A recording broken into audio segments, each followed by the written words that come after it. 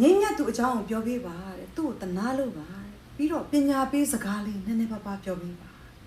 သူတို့ရဲ့ဖြစ်စဉ်တစ်ခုကစောက်သေးပေါက်ပြီးတော့မှယွန်စရာကောင်းနေသလားလူလောကကြီးမှာတကယ်ဖြစ်နေတာလားဒါမှမဟုတ်ရရှင်ရိုက်နေသလားလို့တော့ထင်ရလောက်အောင်ပြောရမှာပါဇက်တနာလေတော်ကြသိတယ်မလားဒီလိုဇက်နာနေတာကြတော့မပြောချင်ရုပ်ရှင်မင်းသမီးထိုက်တီးတဲ့တဲ့ရင်ကြတော့ကျမအတန်းရှင်းရှာတယ်ဖြစ်အောင်ဒီတော့ဖလဲရင်းနဲ့သင်ခန်းစာယူကြမယ်အခုဒီငိမ့်ညက်သူကကလေး6လသားကိုနိုးတိုက်မိခင်ကလေးနိုးဆုပ်နေတဲ့အနေထားကမြစ်တွင်းကြီးတော့ဟောက်ပက်ဖြစ်နေမိမသားချင်းကိုချင်းစားတယ်စိတ်ဖိစီးလွန်အားချင်းရင်ခန္ဓာကိုယ်ထဲမှာရှိတဲ့ငကိုကကောင်းနေတဲ့ဘိုးကစိတ်ဆင်းရဲလွန်အားကြီးလို့ကင်ဆာပိုးထိပြောင်းလဲသွားနိုင်တယ်နော်စိတ်ကိုပြင်ဆင်ပြီးသတိထားပေးပါငိမ့်ညက်သူလူထဲကလူလားလို့မမင်းနဲ့တကက်တရိစ္ဆာန်လောကမှာတောင်ဒီလိုဖြစ်စဉ်မျိုးရှိမှမထင်ဘူးဒီတော့ကျမတို့ဒီလူလောကကြီးမှာအခုလိုမျိုး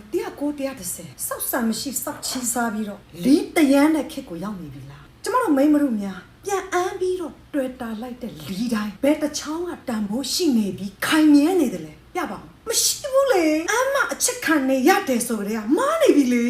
မက်လုံးတစ်ခုခုကြောင့်ထမိန်နာခိုစားတတ်တဲ့ခိုစားရဲတဲ့စိတ်ကဘယ်တော့မှအိမ်ထောင်ဦးစီးမဖြစ်လာဘူးအဲ့ဒါကိုဘလို့အတွေးခေါ်မျိုးနဲ့လူပြီးတော့တွေ့တာနေကြတယ်နားမလည်ဘူးပြီးတော့ငါတို့မိန်းမတချို့တွေမှာလဲအာဟာရမရှိတဲ့လောကိုတဘောစားလုံးမျက်နှာမပွင့်စေတဲ့လောစောအဲ့လိုအစုပ်ပလုတ်တော့ကနေထွက်တဲ့တုတ်ပိုးကိုမှကြိုက်နေတဲ့လင်ငတ်လင်မွန်နေတဲ့လင်ဒယူမတယ်တန်ဖိုးမရှိတဲ့လောကနေရင်ထိုင်ရင်ချိန်တွေတစ်ခုကိုရောက်ပြီးတော့အလူခံနေရတယ်လို့ဖြစ်သွားတယ်။ရိုင်းပြောရရင်ငါတို့မိန်းမတွေဖုတ်ရတာအတော့မတတ်နိုင်တဲ့ယောဂထောင်ကြီးကအထောင်ခံချင်နေတာမျိုးပေါ့အဲ့လိုလိုရှိတယ်။နောက်ထပ်ပြီးတော့အခုခေတ်ကလေစနိုက်ကျော်နဲ့မရင်ငယ်မတယ်စောက်ရှက်လုံးဝကင်းမဲ့သွားတဲ့စပတ်ခေတ်သူများပစ္စည်းကိုငါပစ္စည်းလုပ်ပြီးငါမှန်နေသေးတယ်လို့ပြောတဲ့စောက်ဝီစီခေတ်ရှက်ကြောဖြတ်ထားတာများလေနည်းနည်းနော်မဟုတ်ဘူး။မြင်ရကြားရတာလေအုံနောက်တွေပါလေရှော့ရိုက်ကုန်လူငယ်တွေကိုလည်းအတုမြင်အသက်တင်လာစေတဲ့အန်ဒီရရှိကဲ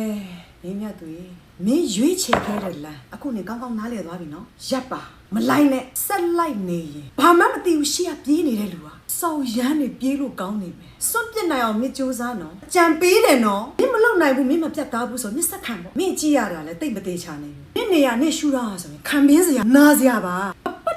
တော့ဘူးဆိုတဲ့မန်ကိုသွင်းတော့အဲ့ဒီမန်ကစင်းရဲလို့ချမ်းသာလို့နဲ့မဆိုင်ဘူးနေမွေးထားတဲ့နှစ်သားကိုဒါလူလားမြောက်အောင်အလုတ်ထဲကိုစိတ်နစ်ပြီးတော့ငွေကိုရှာလိုက်စမ်းပါနေရွေးချယ်ခဲ့တဲ့အဲ့လန်ဘလောက်စောက်ကျိုးနေတယ်လဲဆိုတာဒီပုံမြင်လည်းသိတယ်နော်ကိုချင်းစားတယ်ဘသူမှအဲ့လိုအချက်မျိုးနဲ့မကြုံချင်ဘူးငိုချင်းတယ်ဆိုရင်အပြတ်ငိုပလိုက်တင်းမထားနဲ့နော်ဒါပေမဲ့နောက်ဆုံးတစ်ချိန်ငိုချင်းပဲလို့ကိုယ့်ကိုနှလုံးသွင်းတော့စွန့်ပစ်ခံရတိုင်းမင်းကအမိုက်မဟုတ်နိုင်ဘူးအလေးနဲ့ထားပြီးခံစားမနေနဲ့တော့နင်းရဲ့ဖြစ်စဉ်ကြီးကဒီလိုဒုတိယအကြိမ်မြောက်ထပ်မားဖို့အခွင့်အရေးက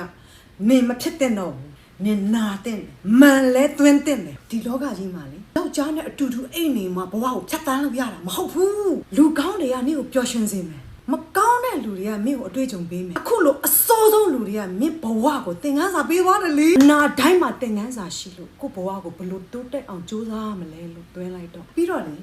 ငိမ့်ညက်သူမှမဟုတ်ဘူးလောကမှာရှိသမျှကျမတို့မိန်းမတို့များအားလုံးတနေ့နေ့တစ်ချိန်ချိန်မှာကိုချစ်သူတော်လကောင်းကိုယောက်ျားတော်လိုက်ပြီးတော်လကောင်းဘလို့ကောင်းပဲဖြစ်ဖြစ်ကိုဝယ်ရှိအောင်လုပ်ပြီးတော့ရမယ်တစ်ခုခုရှာပြီးကိုစွန့်ပစ်တော့မယ်စွန့်ပစ်လိုက်တယ်ဆိုရင်အထားနော်ကိုပိုက်ထဲကိုဝင်လာတဲ့ဒီသွေးသားကဘယ်ခွေးမသားနဲ့ပဲရထားရတာဒါ only ငါကလေးရောင်လို့များဘသူကိုမှရွဲ့ကမဲ့ကနဲ့မပေးလိုက်နဲ့နော်မင်းကိုမြင်အခုမုတ်ဆိုးမဖြစ်သွားပြီလို့မှတ်ယူလိုက်လုံးဝကင်းသွားအောင်နေနိုင်ဖို့ကမြင့်ပေါ်မှာမူတည်တယ်လက်ထက်ကဒီပုတ်လို့အရေးတောင်ထွက်